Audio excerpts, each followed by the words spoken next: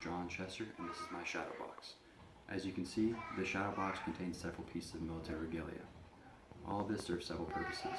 First, to remind me of my time in the service, which in turn reminds me of how I've grown as a person through that service, and it reminds me that my time is now over and I'm transitioning to a civilian life. The contents of this box are my rank, which signifies the responsibility that I held, my service stripe, which shows that I served at least 4 years, in my case 6, and the individual awards and medals that I achieved through my service. None of this would have been possible without a lot of growth as a person. The military fostered that growth through several ways. First was increased responsibility. I enlisted right out of high school, and I quickly found myself in charge of several other people's lives, not to mention millions of dollars of military equipment. Next was exposure to new ideas and people of different backgrounds. I had enlisted from a very small town, and most of the people that I associated with were very similar to myself.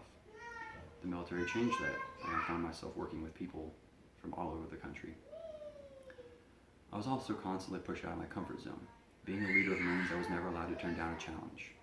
This fostered increased resiliency, which was an important skill in my transition to civilian life. Separation from the military is a very difficult time for veterans.